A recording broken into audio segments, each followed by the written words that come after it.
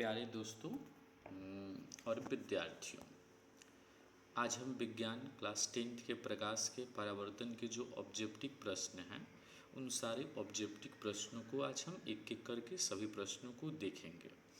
सबसे पहले दो विद्यार्थियों में आपको बता देना चाहता हूं कि बोर्ड परीक्षा की तैयारी के लिए नंबर 1 एक वेबसाइट है जिसमें आप जा कर के अपने गूगल पे या क्रोम ब्राउज़र पे जाके आप ब्रिलियंट EDU सेंटर लिखेंगे। जैसे ही आप सर्च करेंगे, सबसे पहले जैसे ऊपर में आपको लोगो दिख रहा है वैसे लोगो के जैसे खुलेगा। उसमें आप खोल करके जितने भी महत्वपूर्ण क्लास 10th और 12th से संबंधित सारे PDF को आप लोड कर सकते हैं या उससे गहन अध्ययन और विशेष तरीके से कर सकते हैं। सबसे पहले मैं आपको बता दूं कि प्रकाश के परावर्तन के जो कुछ प्रश्न हैं वो ऑब्जेक्टिव टाइप में आपको नीचे मिलेंगे और उन सारे प्रश्नों को हम एक एक करके हम देखने की कोशिश करेंगे। सबसे पहले तो देखने को मिलता है, एक प्रश्न आपको दिख रहा है कि प्रकाश से किरण गमन करती है। तो हम हमेशा जान दें कि प्रकाश की किरण जो है, ये 4 ऑप्शन आप देख रहे होंगे, सीधी रेखा में, टेढ़ी रेखा में, सभी दिशा में, इनमें से कोई नहीं। तो प्रकाश की किरण जो होती है हमेशा जो है वो सीधी रेखा में गमन करती है। अगर हम सो आंसर करते हैं तो आप देख रहे होंगे सीधी रेखा में। अब कह रहा है उसके बाद से दूसरा प्रश्न हमारे स्क्रीन पे आ रहा है कि प्रकाश का वेग न्यूनतम होता है। यहाँ पर ऑप्शन आप देख रहे हैं निर्वात में, अपवर्तन में, वायु में, कांच में। जैसे ही हम सो आंसर कर रहे हैं आंसर आ जा रहा है आपको कांच में। आगे हम तीसरे प्रश्न को लेते हैं कि मोटर गाड़ी के चालक के सामने कौन सा दर्पण लगा रहता है। तो हमेशा आपको ये ऑप्शन दिख रहे होंगे, समतल, उत्तल दर्पण, अवतल और उत्तल लेंस। जैसे ही अगर हम इसकी बात करें और हम सो आंसर करते हैं तो देखने को मिलता है उत्तल दर्पण होता है। आगे चलते हैं अगला चौथे प्रश्न की तरफ कि मोटर कार के हेडलाइट में किसका प्रयोग होता है। वो हेडलाइट की जो बात कर रहा है ना, जो कार होती है उसके आगे वाले की बात कर रहा है। अब पिछले जो सवाल जो था उसमें हमने जो है वो साइड मिरर की बात किया था। तो इस प्रश्न में देख रहे हैं आपको कह रहा है कि मोटर कार के हेडलाइट में किस दर्पण का प्रयोग, किसका प्रयोग होता है। समतल दर्पण, उत्तल दर्पण, अवतल दर्पण, उत्तल लेंस। जैसे ही हम सो आंसर कर रहे हैं आपको अवतल दर्पण आ रहा है। इसके बाद से समतल दर्पण द्वारा बना प्रतिबिंब होता है।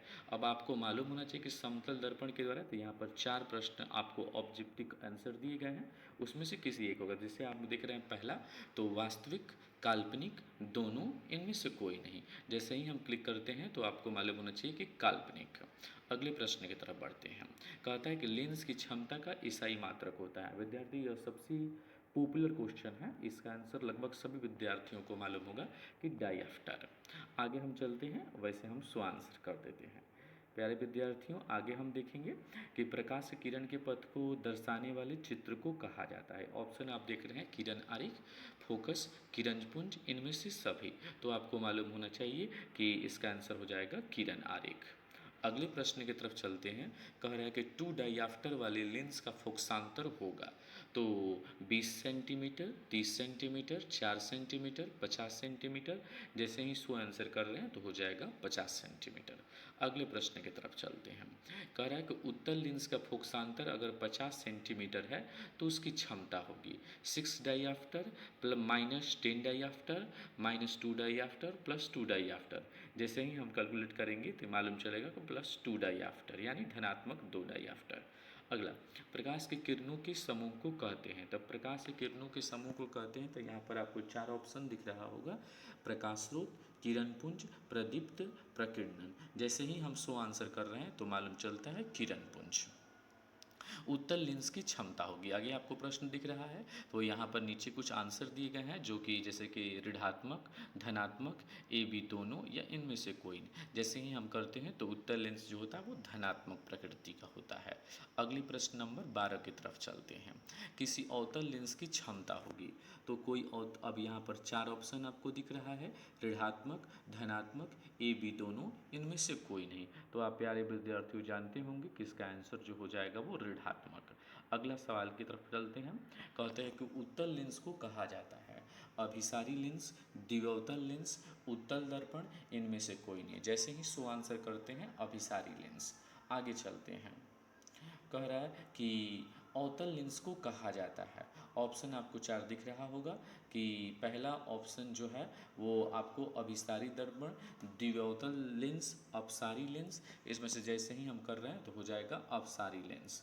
आगे प्रश्न की तरफ चलते हैं। कहता है कि कौन सा पदार्थ लेंस बनाने में प्रयुक्त नहीं होता है? तो आप जानते हैं कि लेंस बनाने के लिए जल का इस्तेमाल होता है, प्लास्टिक का इस्तेमाल होता है, कांच का इस्तेमाल होता है और मिट्टी का इस्तेमाल नहीं होता। इसलिए आंसर हो जाएगा वो कौन सा? मिट्टी। अगले नंबर 16 नंबर प्रश्न की तरफ चलते हैं। कह रहा है कि किस दर्पण में हमेशा वस्तु से छोटा प्रतिबिंब बनता है?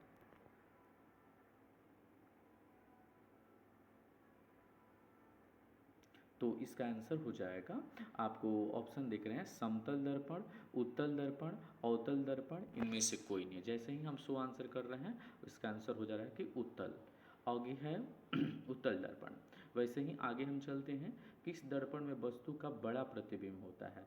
समतल, अवतल, उत्तल दर्पण, इनमें से कोई नहीं। जैसे ही सो आंसर करेंगे आपको हो जाएगा अवतल।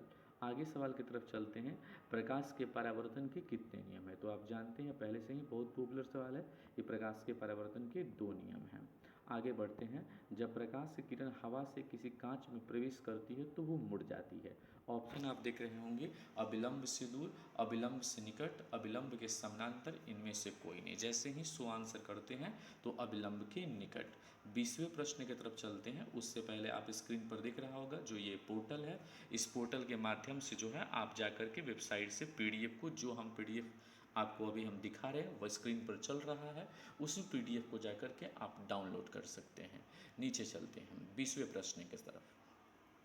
कहता है कि फोटोग्राफी कैमरा का अभिदृश्यक होगा। ऑप्शन आपको दिख रहा होगा, उत्तल लेंस, अवतल लेंस, आपको उत्तल दर्पण, अवतल दर्पण। जैसे ही इसका हम सो आंसर कर रहे हैं तो उत्तल लेंस। अगले प्रश्न की तरफ चलते हैं। इस साइड मिरर के रूप में प्रयुक्त होता है। तो साइड मिरर के रूप में अब वो हमेशा जो है वह देखने को मिलता है कि उत्तल दर्पण का प्रयोग होता है। अगली तरफ सवाल की तरफ बढ़ते हैं। 22वें प्रश्न की तरफ कह रहा है, किस दर्पण का कि किस अवतल दर्पण की फोकस दूरी 10 सेंटीमीटर है तो उसकी वक्रता त्रिज्या क्या होगी? जैसे आप ऑप्शन में देख रहे होंगे, 9 सेंटीमीटर, 20 सेंटीमीटर, 5 सेंटीमीटर, 30 सेंटीमीटर। जैसे ही हम सो आंसर करेंगे 20 सेंटीमीटर हो जाएगा। कह रहा है, निर्गत किरण और अभिलंब के बीच को कोण को कहा जाता है। आपको ऑप्शन दिख रहा होगा, अभिलंब कोण, परावर्तन कोण, निर्गत कोण, आपतन बिंदु। और जैसे ही हम सो आंसर करेंगे निर्गत कोण हो जाएगा। अगला है 24 नंबर यानी 24वें सवाल की तरफ। सरल सूक्ष्मदर्शी में किस लेंस का प्रयोग होता है? तो बाबू आपको मालूम होना चाहिए कि सरल सूक्ष्मदर्शी के लिए जो है हमेशा जो है वो उत्तल लेंस का उपयोग होता है। अगले सवाल की तरफ चलते हैं 25 नंबर। किस लेंस की काल्पनिक प्रतिबिंब बनता है? ऑप्शन आपको दिख रहा होगा, उत्तल लेंस, अवतल लेंस, बाइफोकल लेंस, समतल लेंस। जैसे ही सो आंसर करेंगे आपको हो जाएगा अवतल लेंस। तो फिलहाल इस सीरीज में हम मात्र जो है आपको 25 प्रश्नों की जो है वो हम ऑब्जेक्टिव की तैयारी कराए हैं। अगले प्रश्न के लिए आपको थोड़ा इंतज़ार करना होगा, कल अगली सीरीज में मिलेंगे आपको।